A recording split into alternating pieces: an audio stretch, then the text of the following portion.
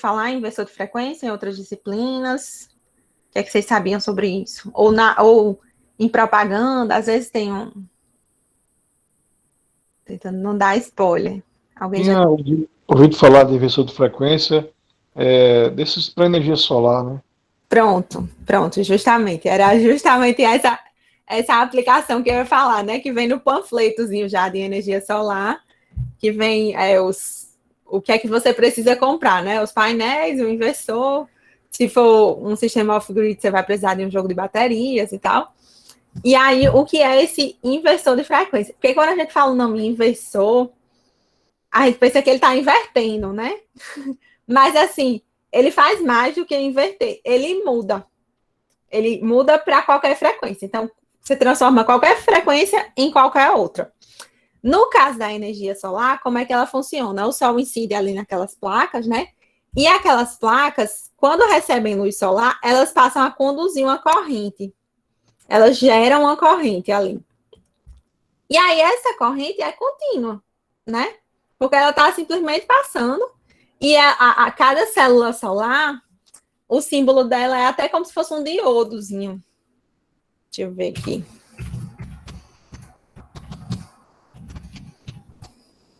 Porque ela só passa em um sentido.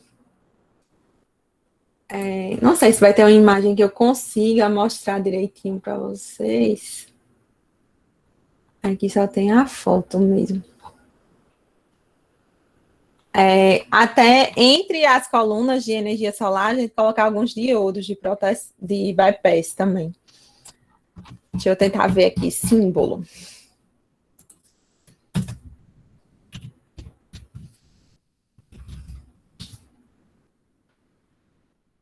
Ela fica no símbolo de uma bateria mesmo, né? De uma fonte.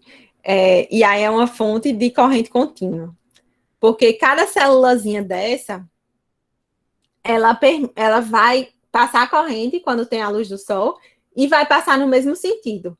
Não adianta, se o sol está de um lado, se o sol está do outro, isso não interfere em nada, não, sabe? É só incidir os raios solares, aquela energia do raio solar vai ser absorvida pelo material semicondutor da placa, e esse material vai liberar um elétron num sentido. Porque os semicondutores geralmente são assim, né? A gente só tem corrente em um sentido, tipo diodo, transistor e tal. A gente só tem corrente em um sentido. É tanto que quando a gente precisa construir alguma coisa com semicondutor para passar corrente em dois sentidos, geralmente a gente coloca duas coisas, tipo os tristores. A gente coloca um para um lado e um para o outro, para poder permitir a passagem de corrente nos dois sentidos. Então, as placas solares, a gente só deixa passar a corrente num sentido, e aí, então, ela gera uma corrente contínua, e ainda é uma corrente contínua, mas não é uma corrente constante, que é importante vocês saibam essa diferença também. A nossa energia da tomada é uma corrente alternada, porque ela tem uma hora que ela está no positivo, aí ela desce e fica no negativo. A corrente da energia solar, ela vai ser uma corrente que vai estar variando ali, porque aparece uma nuvem na frente do sol, o sol no meio do dia é mais forte, então gera mais corrente, no final do dia é mais fraquinho, o ângulo de incidência de um jeito que entra menos raio solar na placa, né? Então fica mais fraquinho, gera menos corrente. Então, essa corrente, ela vai estar variando. Não é que ela seja constante, assim, tipo um valor, 10 amperes. Ela não vai ficar 10 amperes constante o tempo todo, ao longo do dia. Ela vai ficar variando. Começa o dia, ela está gerando 1 ampere, aí o sol começa a subir, começa a aumentar a geração. Naquelas horas ali, entre 11 da manhã, mais ou menos, e 1 da tarde, ele está gerando o máximo, tipo 10 amperes, aí depois começa a cair de novo, 9, 8, 0. E aí para a geração de corrente e à noite não vai ser gerada corrente. Mas mesmo que essa corrente varia, ela vai estar sempre no mesmo sentido. Ela vai ser uma corrente, então, contínua. Então, é importante fazer essa diferença aí entre contínua e constante. Uma coisa constante seria uma coisa que não muda, ela fica o mesmo valor sempre. Tipo, algumas baterias, né? A gente aproxima como sendo uma fonte de corrente constante. Ela só vai ficar gerando aquela corrente ali. Se você tiver uma bateria com um resistor, aquela corrente fica do início ao fim, e só na hora da descarga mesmo é que ela vai diminuir um pouquinho e se acabar, né? Mas no meio do processo a gente considera que é uma corrente constante realmente, que ela fica ali na mesma corrente. Já essa da energia solar, ela não é uma corrente constante, ela está variando, ela está mudando os valores, mas ela está sempre no mesmo sentido. Então, é uma corrente contínua ainda, apesar de não ser constante, porque ela está sempre no mesmo sentido. A nossa energia da tomada, ela não é uma corrente contínua, porque tem horas que ela está num sentido e tem horas que ela está no outro. Então, ela começa a aumentar a tensão, né? E aí, o valor eficaz é 220 volts. Mas esse valor eficaz é como se fosse uma média. É qual potência que ela geraria se fosse corrente contínua. Mas aí ela sobe no valor de pico e aí desce. E aí vai num valor negativo e aí sobe de novo, desce de novo. Então, a corrente da tomada é corrente alternada. E aí, quando a gente usa placas solares, tem dois sistemas principais, assim. Um é o sistema off-grid, que aí, nesse caso, off-grid é desconectado da rede. É off de desligado mesmo, sabe? Então, ele está desconectado na rede. Nesse caso, se ele está desconectado da rede, e como essa corrente não é constante, né? Eu não posso simplesmente ligar os meus equipamentos na placa solar, apesar dela gerar energia. Eu vou precisar armazenar essa energia que eu estou gerando para depois usar, porque não necessariamente, tipo, eu estou gerando energia durante o dia, mas eu chego em casa à noite. E aí eu quero acender minha luz, eu quero ligar o chuveiro elétrico, quero fazer várias coisas. Então eu vou querer usar a minha energia em um momento que eu não tenho geração. Então eu tenho que armazenar essa energia. Aí nesses sistemas off-grid, eu vou ter que pegar essa energia, colocar numa bateria para armazenar, e aí para isso eu vou precisar de um controlador de carga. E depois de colocar na bateria, você vai transformar essa energia no jeito que você quer usar. Então, se você quer usar a corrente alternada, você vai ter que gerar uma frequência a partir dessa corrente contínua da bateria. Congela aí. Nos sistemas on-grid, como é o sistema on-grid? Onde é ligado na rede elétrica.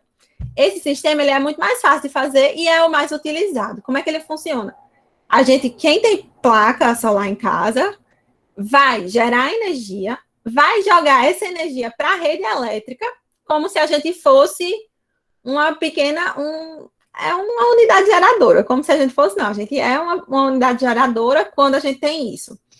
E aí a gente está jogando para a rede elétrica, e aí a operadora, a distribuidora, vai dar um desconto para a gente equivalente àquela energia que a gente está jogando para a rede. Então, se eu trabalho o dia todo, durante o dia eu não estou usando minha energia, mas eu estou gerando, porque eu tenho placa solar, eu estou gerando energia. Aquela energia está indo para a rede e está sendo usada por indústria, por escritório, por qualquer coisa, porque está na rede. Então, todo mundo que está usando a energia da rede está usando um pouquinho daquela energia que eu estou gerando. E aí, quando eu chego à noite, eu vou usar a energia elétrica em casa, só que eu vou usar a normal da concessionária, como se eu não tivesse placa nenhuma. E aí, quando eu estiver usando essa energia, a concessionária vai descontar o que eu produzi do que eu consumi. E aí, hoje em dia, nas leis do Brasil, a gente desconta 100%, né? Então, se você produziu 100 kW, você desconta 100 kW da sua conta. Então, hoje em dia é 100%. Tem umas propostas aí no governo e tal, que aí é mais para a parte da política do que da elétrica, que é de diminuir isso, ou de cobrar uma taxa. Por quê? Porque, de todo jeito, mesmo que você não esteja usando, você está produzindo a energia que você consome, né? Então, teoricamente, você está produzindo a mesma coisa que você consome, você não está comprando nada da concessionária. Mas mesmo não estando pegando a energia dela, você está usando a infraestrutura dela, porque você está usando a rede dela para poder distribuir a sua energia e vender sua energia, entendeu? E aí, por isso, tem umas propostas aí no governo para cobrar uma certa taxa disso. Os argumentos a favor são esses, né? Que, tipo, a concessionária tem realmente um custo nisso. Os argumentos contra é que, tipo, quem está gerando energia está fazendo um favor para toda a sociedade, né? Porque aí quem está gerando energia solar está protegendo o meio ambiente, está reduzindo as próprias demandas da concessionária em horários de pico, porque geralmente quem gasta mais energia é a indústria, e a indústria funciona durante o dia quando o sol está a pino. Então, é bom que as pessoas gerem energia solar, porque elas geram quando a indústria está consumindo, né? E aí, nesses horários de pico, a concessionária não precisa, por exemplo, ligar uma termoelétrica, que é uma fonte bem mais cara. Então, acaba que é útil para a concessionária ter gente gerando energia elétrica, mesmo que esteja usando a rede deles de graça, entre aspas. E aí tem esses argumentos a favor e contra. Eu só queria dar uma geral nisso, porque eu acho que é um tema interessante, né, para todo mundo que é de eletrotécnica, mas o que a gente vai focar aqui são os inversores de frequência. E aí, quando a gente tem essa corrente contínua e a gente tem que gerar uma frequência dela, a gente vai ter que dar um jeito, né? Então, o que é que a gente vai fazer? A gente não tem os semicondutores, os transistores, essas coisas que a gente pode deixar passar a corrente e depois bloquear. Então, a gente pega essa corrente contínua e deixa ela passar por um caminho, que seria a corrente positiva. Aí depois bloqueia nesse caminho e deixa ela passar por outro caminho, que seria a corrente negativa. Certo? E aí, desse jeito, a gente gera corrente alternada a partir da corrente contínua. E até, se a gente quiser, a gente pode fazer isso com a diferençazinha de fase. Então, eu posso pegar uma bateria de corrente contínua e gerar, tipo, 3 correntes alternadas com diferença de fase entre elas. Por exemplo. E aí, se eu botar essa diferença de fase de 120 graus entre cada frequência que eu estou gerando um sistema trifásico, né? Então, de corrente contínua, eu posso gerar uma corrente, não só uma corrente alternada, mas também trifásica. Só que aí, qual o problema disso? Quando eu for usar essa corrente trifásica, eu tenho que usar de forma equilibrada, tá? Eu tenho que usar certinho a mesma quantidade de corrente de cada uma das fases. Eu não posso desequilibrar esse sistema, porque muitas vezes o nosso inversor ele não vai ter a resistência que tem uma subestação, né? Que tem as coisas da subestação. Então, a gente, quando for usar isso de transformar uma corrente contínua, uma corrente de uma fase só, por exemplo, em uma corrente trifásica, a gente tem que usar isso aqui equilibrado. E aí, um jeito de usar equilibrado é usar no motor. Mas isso eu explico mais um pouquinho daqui a pouco. E aí, então, isso é para a energia solar, né? Eu transformo a corrente contínua em fonte de corrente alternada. Pode ser monofásica, numa fase só, ou pode ser trifásica. Não necessário. Essa corrente alternada, deixa eu ver se tem uma imagenzinha para vocês.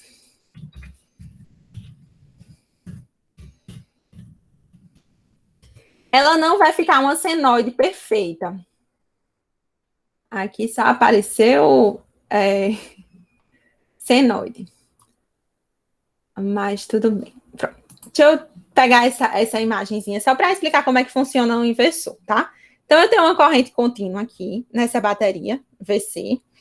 E aí, se eu fechar S2 e S3, eu vou passar a corrente na carga desse lado, aqui, da direita para a esquerda, tá?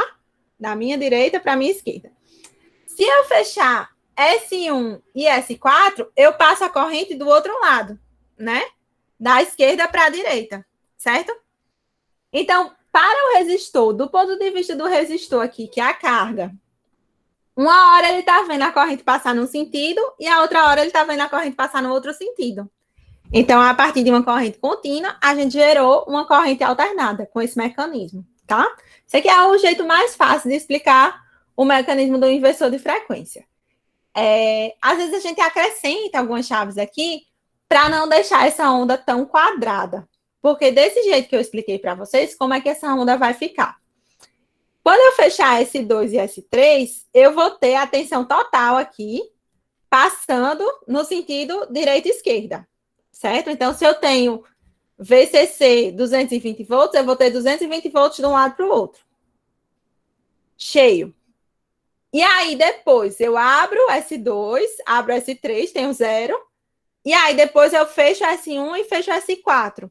E aí eu vou ter a tensão total no outro sentido. Então eu vou ter menos 220 volts. Mais 220 e menos 220. Mais 220 e menos 220. Fica uma onda quadrada. Mais, menos, mais, menos, mais, menos. Certo? Então essa onda, ela não é como a onda que a gente tem na tomada, que é uma onda bonitinha, assim, senoidal. Se a gente fizer isso com mais detalhes de chaves, a gente pode ir acrescentando pequenas ondinhas quadradas. E aí a gente vai formando alguma coisa que é mais próxima de uma onda senoidal. Tipo essa onda modificada aqui, certo? E além disso, a gente pode passar essa onda aqui, essa tensão, por um filtro. Então, antes de eu colocar essa tensão na minha carga, eu passo por um filtro que vai suavizar essas curvas. Então, onde tem essas quinas aqui, eu vou dar uma suavizada e vai ficar muito parecido com a onda senoidal, dependendo da qualidade do inversor.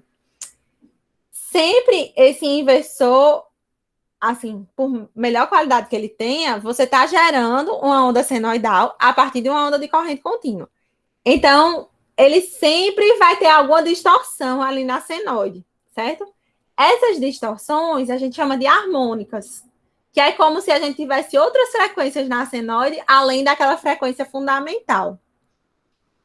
E aí essas harmônicas não são boas para a rede. Então, por isso que é sempre, você vai escolher um inversor ali de acordo com a sua aplicação, porque se você vai jogar essa energia na rede, por exemplo, você não pode ficar jogando um bocado de harmônica, porque você vai pagar isso na conta de luz. Ou até a concessionária nem vai aceitar a sua instalação solar, né? Mas, em geral, os inversores que são feitos para energia solar já são pensando nisso. Então, no geral, as concessionárias já têm uma lista ali de inversores que elas aceitam. E aí, você comprando um daqueles, não vai ter problemas. Às vezes, tem problemas quando alguém resolve, tipo, eu vou fazer um projeto de solar, mas eu encontrei um inversor mais barato aqui que vem da China, e aí eu não verifiquei se a Neoenergia ou a Cosern, se elas aceitam esse inversor. E aí, quando vai ver, esse inversor gera uma energia com muitas harmônicas e tal, e a concessionária não aceita esse inversor. Então, você vai ter que comprar outro, né? Acaba tendo gasto 2 vezes. Mas, então, é isso, um inversor de frequência. E como é que é esse inversor de frequência todo que eu expliquei para vocês? Foi esse de energia solar, que é uma coisa que vai transformar a corrente contínua em corrente alternada. E como é que é o inversor de frequência que a gente vai usar para os nossos motores, para controlar os nossos motores? Ele vai pegar a nossa corrente alternada da tomada, eu vou ter uma ponte retificadora, que aí que nem aquelas pontes retificadoras que vocês viram lá em eletrônica, que você vai simplesmente transformar a corrente alternada em corrente contínua. E aí, depois de transformar em corrente contínua, eu vou gerar a frequência que eu quiser. E aí, para os motores, às vezes eles são menos, como é que eu digo? Menos refinados em termos de harmônicas. Depende muito do motor, isso não é uma regra geral, mas às vezes eles aceitam mais harmônicas do que a própria rede elétrica. Um motor mais sofisticado, ele vai sofrer com harmônicas, né? Então, a gente sempre tem que tentar escolher um inversor de boa qualidade e tal, testado, com selos de qualidade, de marcas conhecidas, essas coisas.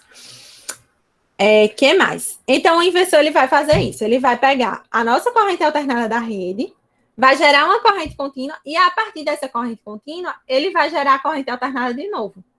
Só que eu falei que ele podia gerar essa corrente alternada defasada, né? Ele pode gerar 3 correntes alternadas defasadas.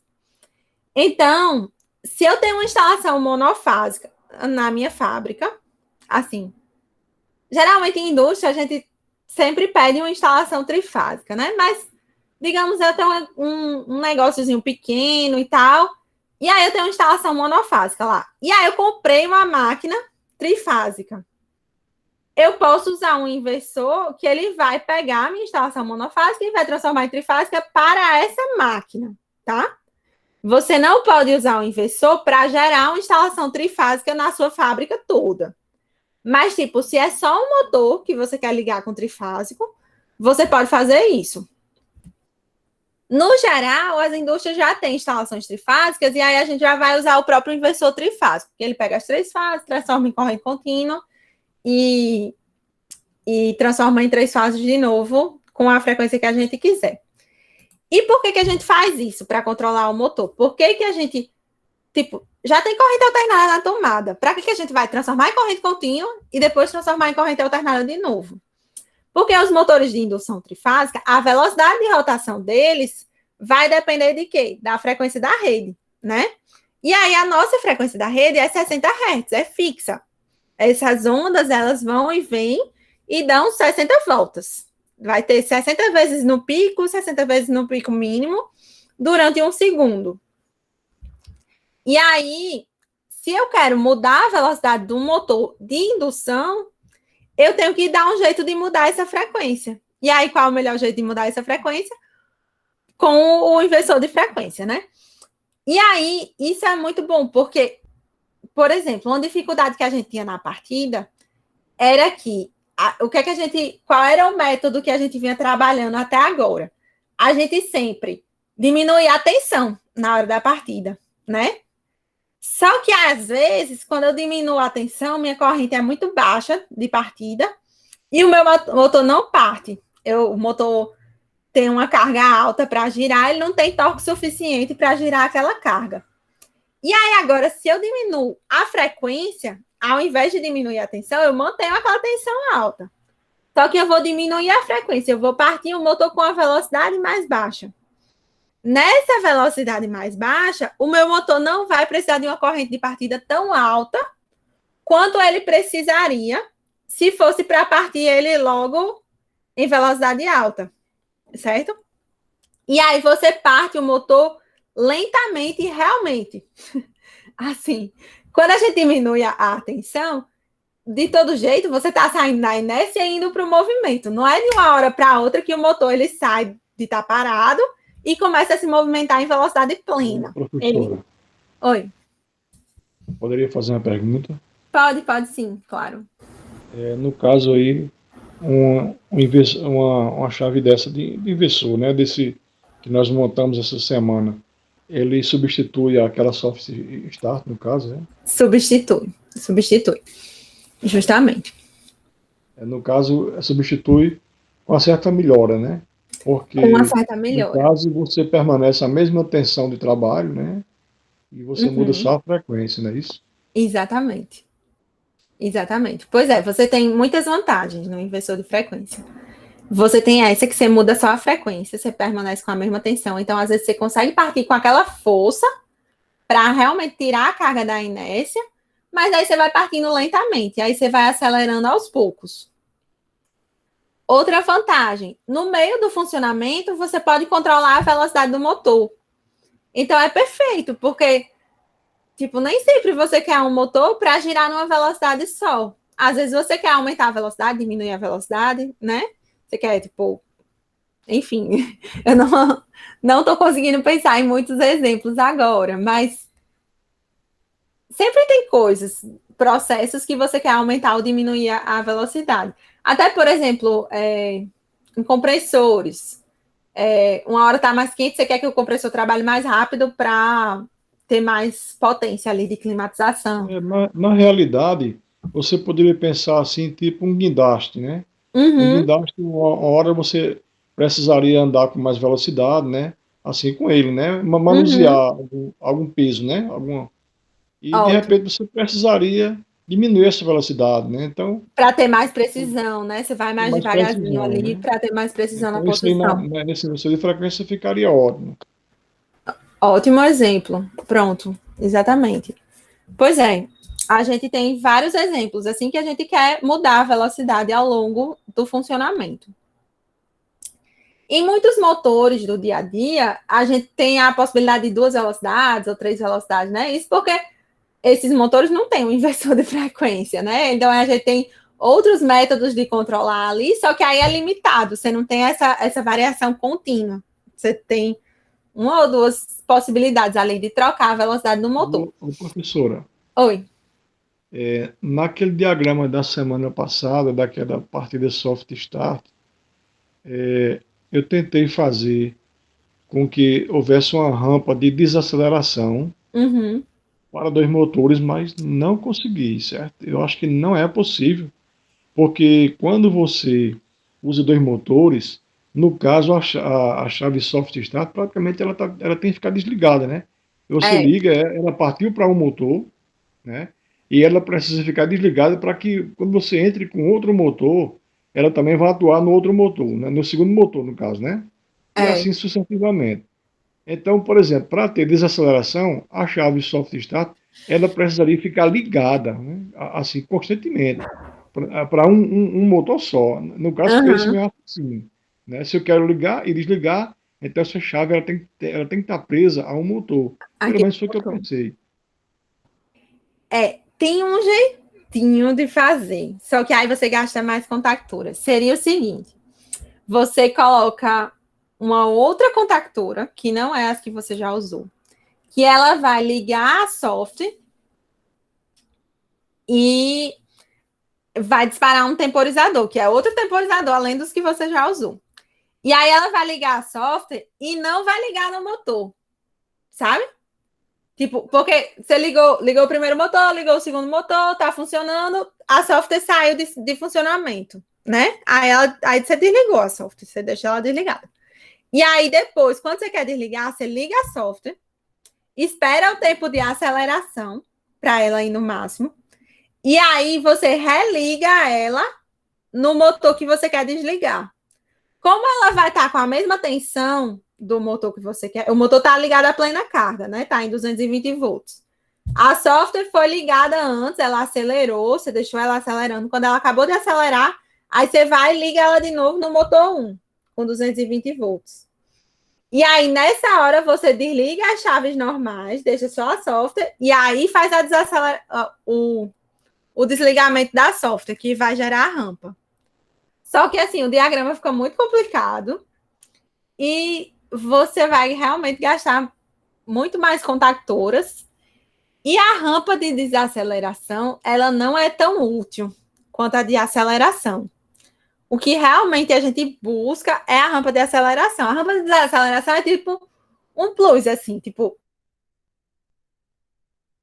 É porque a software start ela já faz isso, né? De poder variar a tensão. Então, colocou mais essa funcionalidade. E realmente, tipo, para alguns motores é útil você ir tirando a tensão aos poucos, que ele vai desligando aos poucos e tal. Mas tem até outros motores que a gente desliga no tranco, né? Quando a gente coloca aquele freio de corrente contínua, a gente tá fazendo o motor parar na hora. A gente tá desligando ele mais rápido do que seria tirar ele da energia. E eles aguentam. Então, realmente, essa rampa de desaceleração, eu não esperava realmente que vocês colocassem ela quando estivessem colocando vários motores. Mas que legal que você já conseguiu fazer o desafio, que era colocar vários motores com aceleração. E aí, essa é uma vantagem da software, né? Apesar da software não ser tão completa quanto o inversor ele faz muito mais coisa do que a software. A software tem essa possibilidade da gente usá-la para vários motores. Então, muitas vezes, em questão de custo, a software ganha, porque ela é naturalmente mais barata comparando motores de mesma potência, tá? Vocês não podem comparar uma software para um motor de 100 CV e um inversor para um motor de 1 CV. Vocês têm que comparar coisas comparáveis, né? Com a mesma potência do motor. A software ela vai ser mais barata e você vai poder utilizar para mais motores. Então, se você não quiser variar a velocidade daquele motor, não faz sentido você usar um inversor de frequência. Tem algumas outras aplicações específicas que o inversor de frequência também é muito útil, porque, por exemplo, tem inversor de frequência específico para climatização. E aí, esses aí, ele já vem integrado nele um sistema de controle. Então, além dele partir o motor, por exemplo, do condensador e tal, ele parte também um ventilador depois de um tempo. Ele fica monitorando a temperatura. Então, ele é muito completo, entendeu? Aí esses equipamentos para aplicações específicas assim, vale a São os pena, que porque. Oi. são usados nesses ar-condicionados, né? Nos inverters, né? Isso, exatamente. Exatamente, nos inverters. O que mais sobre inversor de frequência? Uma outra coisa, com relação ao inversor de frequência, ele sempre vai ser assim, tipo assim, eu tenho a frequência, eu tenho a corrente alternada, aí eu quero mudar a frequência dessa corrente. Aí eu vou ter que transformar primeiro essa corrente em corrente contínua, para depois voltar para alternada e aí sim manipular essa frequência. Vai ser sempre assim Sempre, no caso? sempre. Ele não consegue converter direto, né? Uma frequência 60 Hz, trocar logo para 120, sei lá, que é um múltiplo, né? Parece mais fácil, mas não tem uma técnica para isso, para converter a corrente diretamente, assim, não com a eletrônica de potência. Ele sempre vai precisar transformar em corrente contínua, e aí, a partir de corrente contínua, aí ele transforma em corrente alternada de novo. E aí, quando ele transforma em corrente alternada, essa corrente alternada que o inversor está gerando pelo chaveamento, ela sempre vai ser daquele jeito rampa, né? Onda quadrada. Ela sempre vai ser. Se eu fizer só um chaveamento simples, a onda que vai ser essa onda quadrada, essa onda azul aqui. E então ela é muito diferente da senoide, né? Essa onda quadrada é péssima para rede elétrica, é péssima para motores, é péssima para tudo, porque ela tem um bocado de harmônica aqui. E aí a gente passa ela por filtros capacitivos, que aí o filtro capacitivo, como é que funciona um capacitor? Ele vai se carregando, né, até certo ponto, e aí depois ele vai começar a descarregar, né? E aí você colocando um capacitor bem dimensionado, isso já vem dentro do inversor de frequência, tá? Vocês não vão precisar colocar esse filtro por fora. Mas você colocando um capacitor bem dimensionado para aquilo, ele vai demorar justamente esse tempo da onda quadrada para se carregar. Então, aqui, dessa posição inicial até essa posição final aqui da onda quadrada que está em cima, onde está o meu mouse, o capacitor está se carregando. E aí, vou colocar aqui, tentar desenhar para vocês. Então, ó, daqui ele começa no zero, aí vai se carregando até chegar aqui. Aí tá com a carga máxima. E aí a tensão foi para o outro lado, foi para baixo. Aí ele vai começar a descarregar. Aí ele vai descarregar e chega aqui no mínimo. Vai se carregar para o outro lado, né? E aí precisa de um capacitor que seja capaz de ir nos dois sentidos. E aí depois começa a carregar de novo.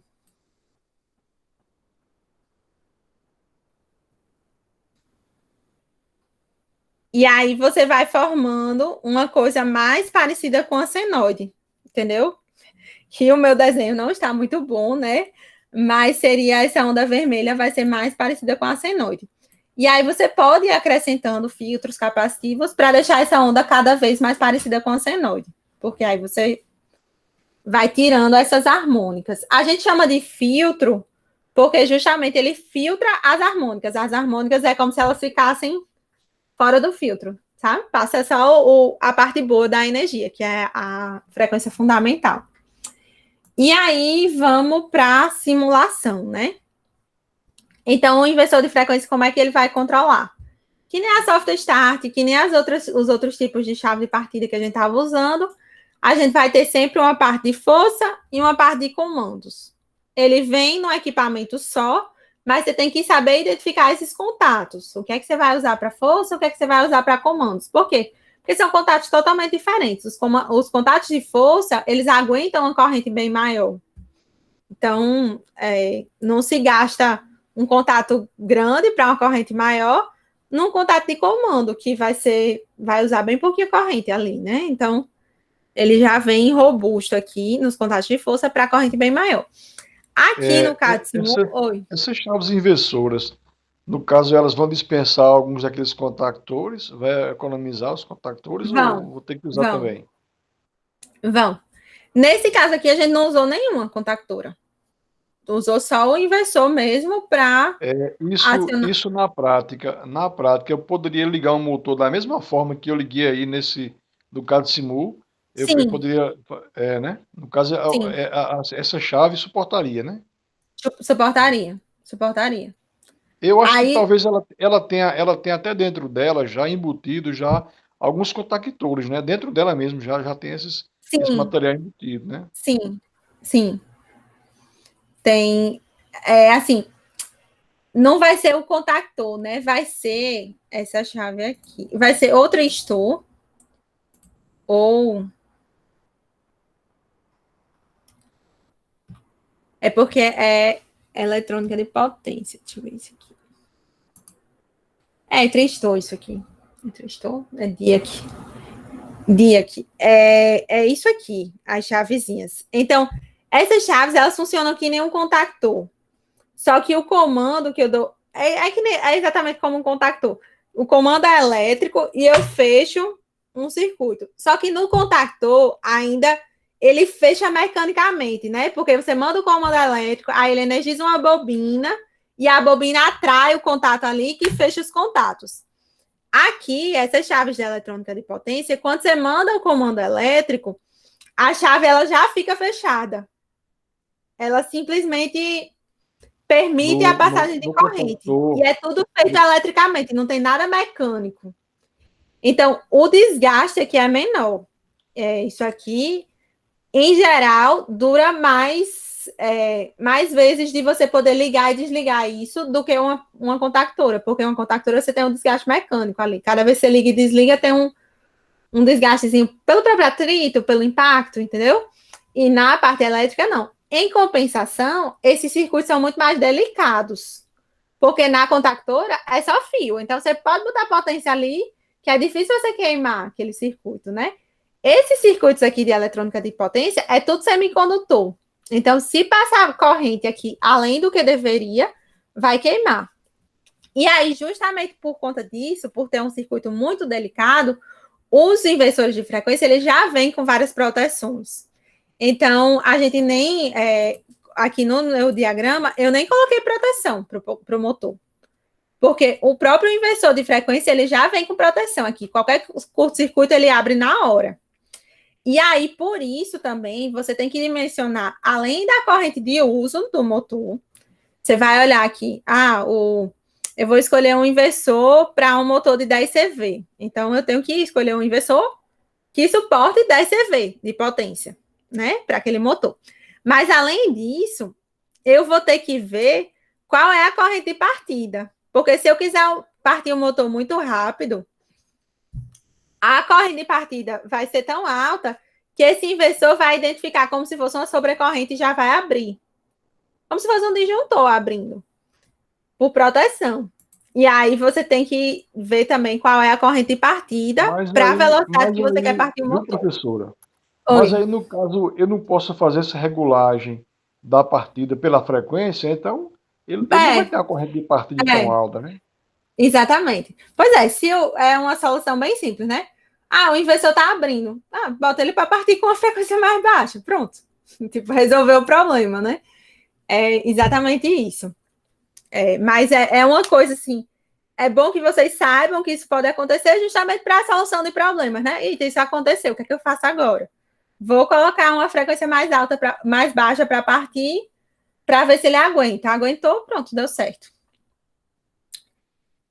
Então, esse inversor, ele tem essas coisas por dentro, esses triacs, que vão permitir a passagem de corrente elétrica, que nem a soft start. A soft start, ela também não tem contactora dentro, ela tem aqueles diacs.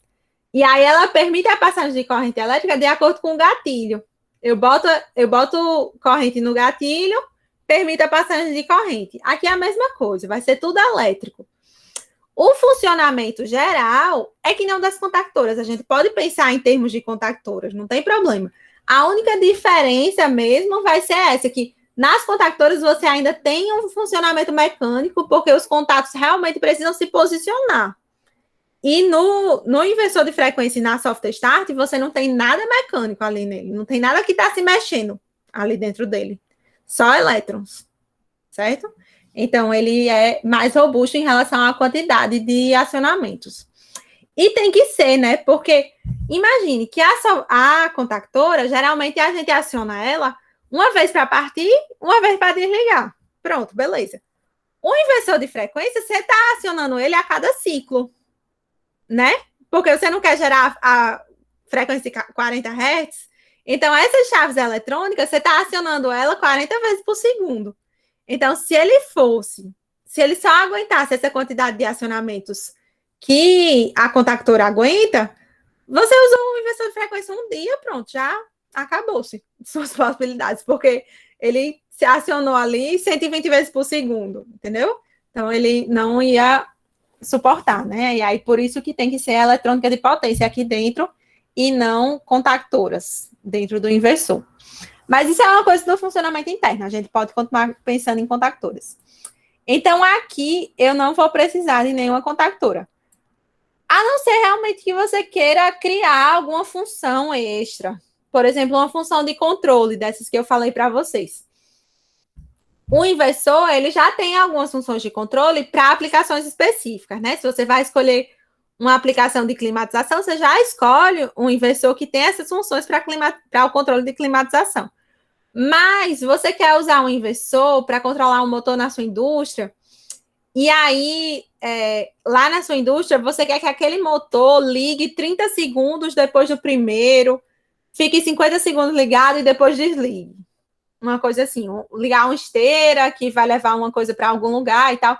E aí, para fazer esse controle, no geral, na indústria, a gente utiliza CLP, que é o controlador lógico programável que vocês vão ver lá em automação industrial. E aí, esse CLP vai ficar partindo o motor e parando o motor. Você não vai ter um operador para ficar apertando essas botoeiras aqui a cada 30 segundos. O CLP que vai controlar isso. E aí, para usar o CLP, você vai precisar de contactoras, porque aí as contactoras é que vão acionar o inversor aqui. Mas aí, assim, para corrente pequena, né, para comando, às vezes você nem precisa. Às vezes você vai com relé, com transistor, que aí já resolve a parte de comandos. Você não vai precisar realmente mexer na ligação do motor aqui de força. Eu não consigo pensar num exemplo que a gente tenha que colocar uma contactora de força aqui no motor. Você deixa o inversor ligado o tempo todo e o que você vai acionar por controle é a parte de comandos. E aí você vai precisar de um relé, que vai ter esse mesmo funcionamento da contactora, né? Fechar o contato quando eu mando um sinal elétrico, abrir o contato quando eu não mando. Né? Eletrônica se resume a isso, gente. Tudo de eletrônica esses triacs aí, eles já vão ser dimensionados para aquele motor, né? Para aquela determinada potência. Então, ele aguenta o suficiente, né? Não há necessidade realmente de você colocar uma contactora para fazer esse intercâmbio aí. Exatamente. Exatamente, ele já aguenta essa potência. E tem todas as proteções aqui, né? Se passar uma potência que ele não aguenta, ele vai abrir. Ele não vai danificar nem o inversor, nem o motor. Porque aí você também configura ele para proteger o motor. Se o seu motor... No geral, o inversor ele é mais sensível do que o motor. Então, a proteção que protege... Ele também tem uma vantagem muito grande que eu vi aí, é a questão da inversão de fases, né? Você consegue fazer a inversão dele aí com uma facilidade muito grande, né? Muito grande, muito grande. Pois é perfeito, porque você deixa as fases ligadas e como ele que está gerando aquela fase, ele pode gerar, se ele gerou com mais 120 graus, ele pode gerar com menos 120 graus, né? Então, essa inversão de fase não vai ser física, não vai ter lugar nenhum aqui, nem dentro desse comando, dessa parte de força, que eu vou trocar esses fios, não. Esses fios continuam ligados no mesmo lugar. O que ele vai fazer é gerar aquela fase numa fase diferente. Aquela fase elétrica em um tempo diferente. Que aí dá um atraso de 120 graus ou um adiantamento de 120 graus e aí você troca o sentido do motor. Então é tudo elétrico, nada mecânico. Nós realmente montamos diagramas aí, né, que fazia a inversão de fase, né, de motores, né, mas aí você usava diversos contactores aí para fazer esse trabalho, né? Pois é. Imagina se você tem uma aplicação que você precisa inverter as fases, ter uma partida suave e ainda controlar a velocidade do motor. Aí você tem tudo isso aqui, né? E nessas aplicações que eu falei mais específicas, ainda é pior, assim, pior que eu digo, melhor para o inversor. Porque o inversor ele já vem preparado para aquilo, sabe? Ele já vem com todas as funções extras que você precisa para aquela aplicação. Então, o legal, assim, é vocês conhecerem a parte geral de inversor, como é que ele, mais ou menos assim, como é que ele funciona, para que ele serve.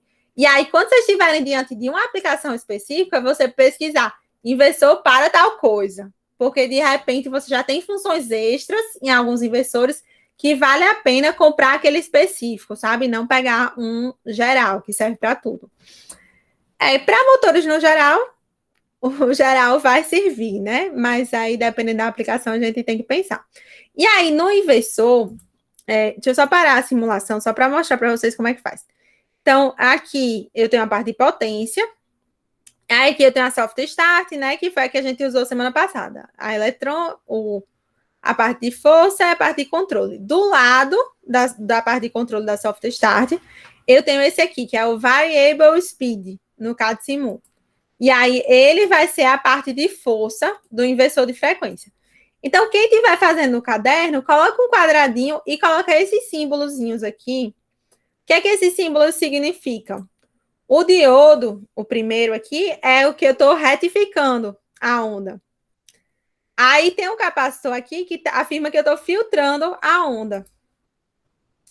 E tem aqui um diac que afirma que eu estou chaveando a onda, estou gerando outra frequência. Então, por isso que esses três símbolos aqui simbolizam o inversor de frequência: retificar, filtrar e gerar outra frequência.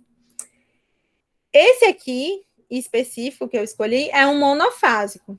Ele trabalha com uma fase só e ele gera essas três coisas defasadas.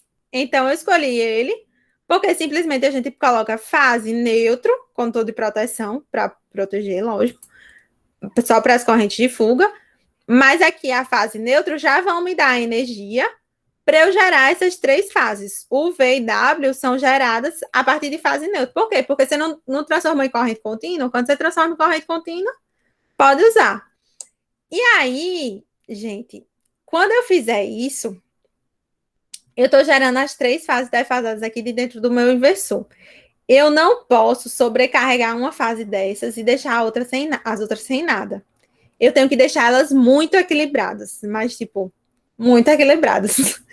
Então, é aquilo que eu falei para vocês. Não dá para usar isso aqui para gerar três fases para você usar na sua indústria. Eu quero usar uma fase para climatização, uma fase para iluminação e uma fase para as tomadas. Não, não dá, porque vai ficar desequilibrado.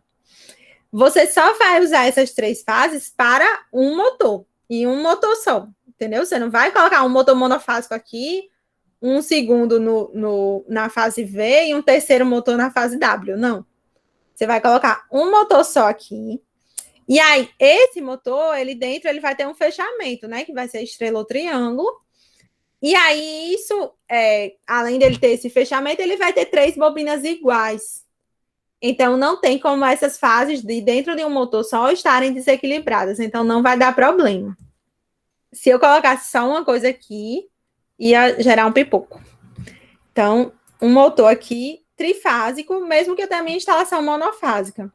Ou mesmo que eu tenha a minha instalação trifásica, mas, tipo, eu vou usar aqui só uma tomada monofásica simples.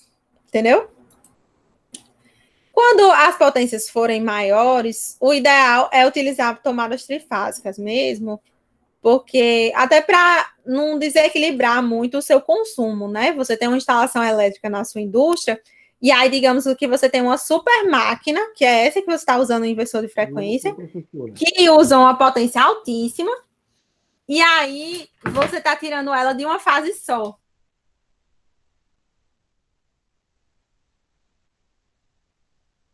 Ventilador, não sei o quê, você está tirando as outras fases. Você vai ficar com um negócio totalmente desequilibrado na sua indústria.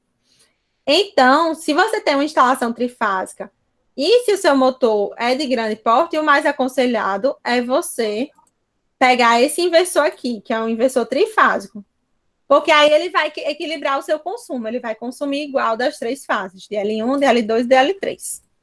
Mas aqui eu coloquei um monofásico para simplificar e para falar que era possível, né? Porque eu acho que esse trifásico, você já tinha uma intuição que ele funcionava, a gente estava usando trifásico até agora. Então, isso aqui é a novidade, né? Que a gente pega uma fase só, retifica e gera as três fases. E aí, a parte de controle. Então, agora, que nem na Soft Start. O mais difícil não é fazer o diagrama, mas parametrizar o inversor, ou a Soft Start. E aí, quando você vai parametrizar, a primeira coisa que você vai escolher é se você vai usar ele, nesse caso aqui, se você vai usar com 2 fios ou com um fio só. Então, com 2 fios, vai ser um fio para partir o motor no sentido direto, um fio para partir o motor no sentido inverso. E aí, quando você desliga qualquer uma dessas fases, o motor desliga, certo?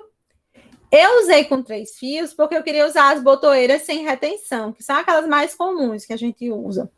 Então, por isso que eu usei com 3 fios, porque aí, quando eu parto o motor, a botoeira volta sem retenção e o motor não desliga.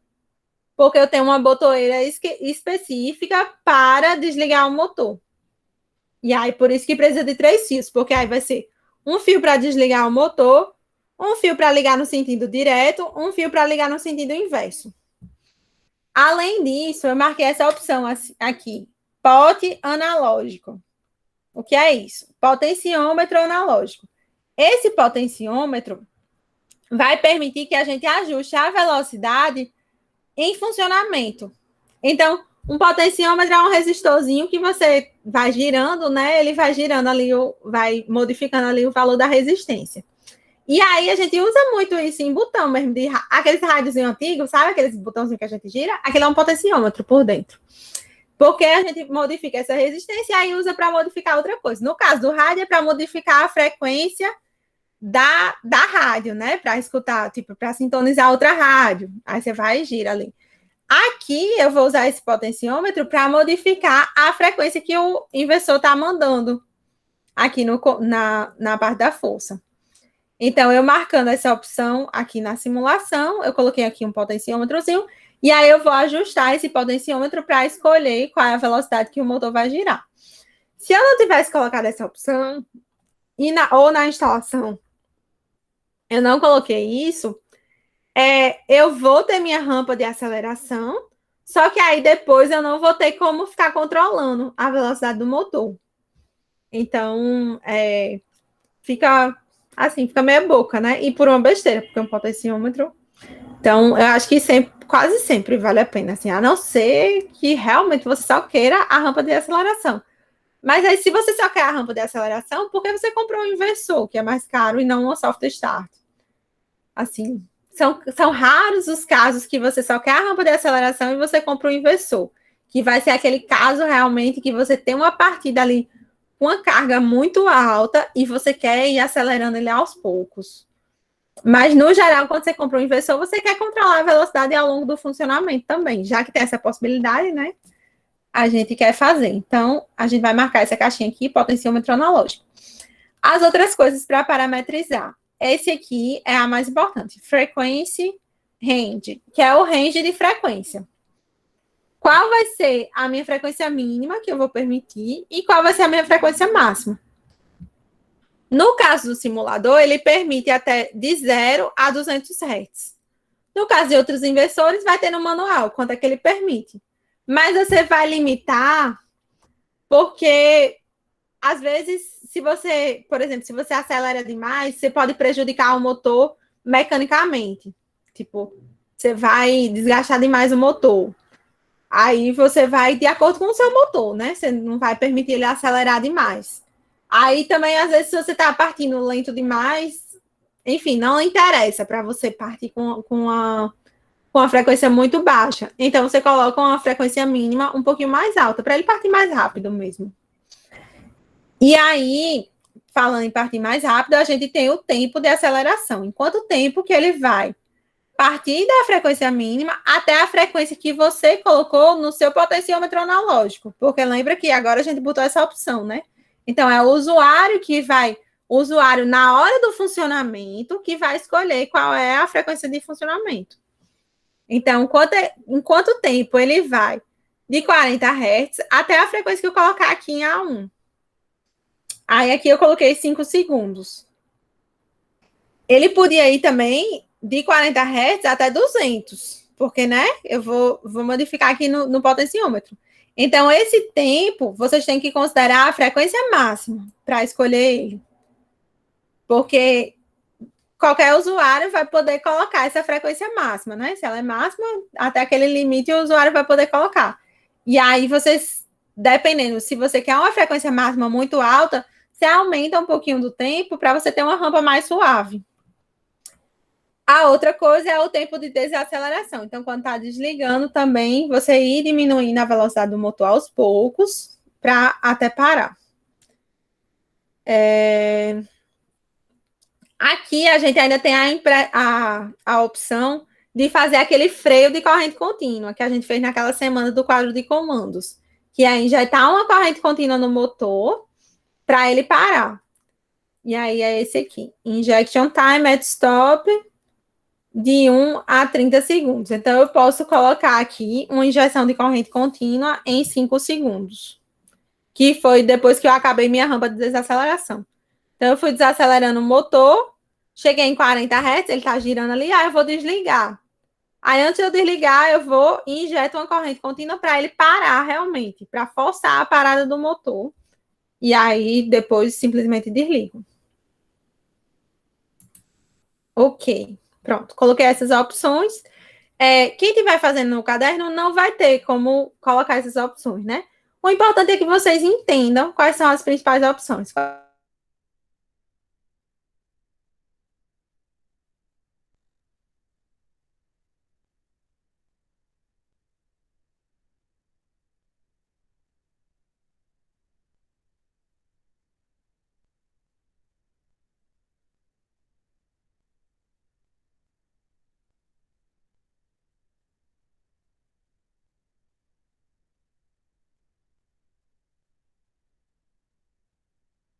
Quais são as principais opções? Rampa de aceleração e range de frequência. Pronto. E aí ele vai variar. Quando eu ligar o motor, ele vai variar até chegar em 50 Hz. Fechar, coloquei 50 Hz. Vou ligar aqui em B2.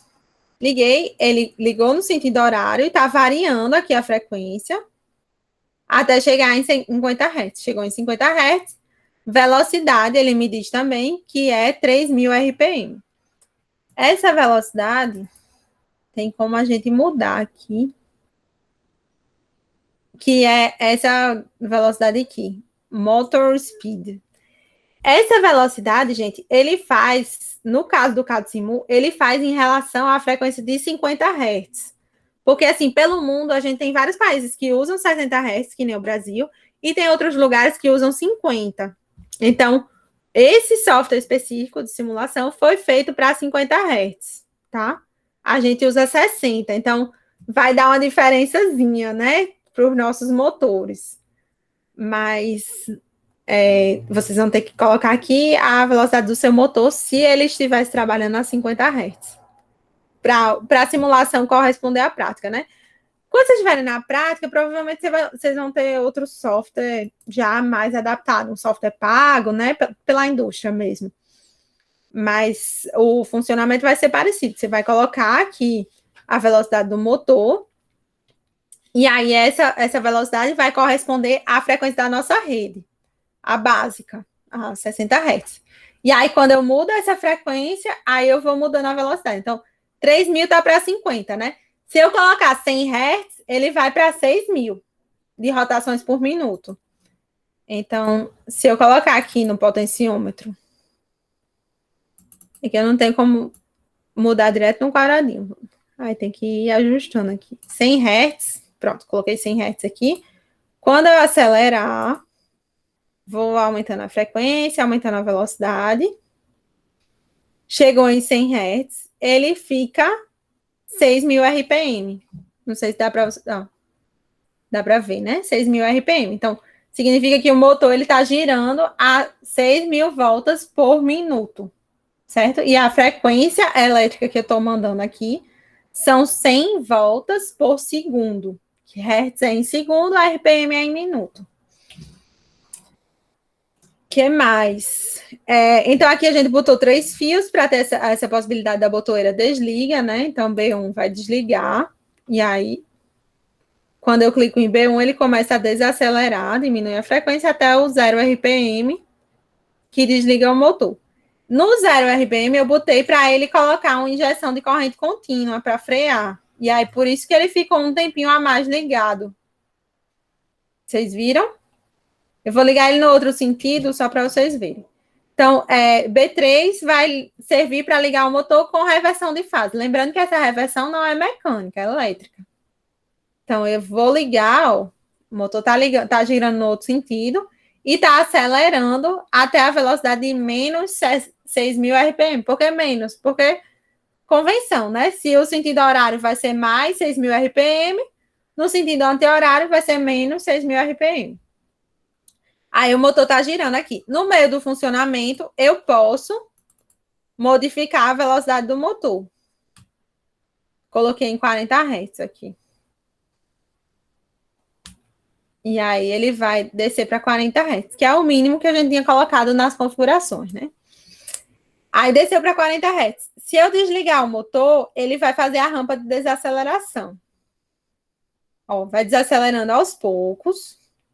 Quando eu chegar em 0, ele liga a corrente contínua aqui no motor para frear o motor. E aí vai ficar 5 segundos ligado e desliga o motor. Então, eu forço aquele freio de corrente contínua que a gente fez. Que a gente também acrescentava contactora, tinha que acrescentar uma fonte de corrente contínua, né? Aí, no caso, a gente botou um transformador para fazer... Um transformador e uma ponte retificadora para fazer aquela fonte de corrente contínua. Aqui, eu vou fazer tudo pelo inversor. Porque o inversor, ele não já tem tensão retificada aqui. Ele já retifica a tensão, ele tem corrente contínua aqui dentro. Então, o que ele faz é só conectar essa corrente contínua no motor. Então, ele injeta a corrente contínua. Então, é esse o projeto dessa semana. O desenho é simples. Para quem for fazer no caderno, o que é que precisa? O símbolozinho do inversor, é importante colocar esses símbolozinhos, até para a gente lembrar, assim, quais são as etapas, né? Retificação, filtragem, chaveamento. E aqui no controle... Vocês podem colocar simplesmente frequência. Nem precisa colocar os 4 aqui. Pode colocar simplesmente frequência. E aí, a frequência vai depender de quanto a gente colocar no potenciômetro, né? Você coloca um valor aí, 50 Hz, 60 Hz, sei lá, quanto vocês quiserem. Mas desenham as outras coisas. Então, desenho o potenciômetro e desenho essas 3 botoeiras aqui ligadas. Outro ponto importante. Nesse comando aqui, eu não preciso puxar o comando dele de outro lugar, porque eu já tenho uma fonte de corrente contínua para alimentar o inversor. Então, eu tenho um contato dessa minha alimentação do inversor, que aí eu puxo as botoeiras. Que aí é uma fonte interna também do inversor. Então, o inversor já tem isso aqui, e aí ele já disponibiliza esse contato de fonte de corrente contínua para as botoeiras. E a gente já puxa daqui do mais, ó. É a parte de cima aqui das botoeiras. Eu não preciso puxar aqui da fase. Pronto, gente. Passei um pouquinho do horário, mas acho que foi bem completo, né? Vou parar a gravação. Se vocês tiverem mais dúvidas,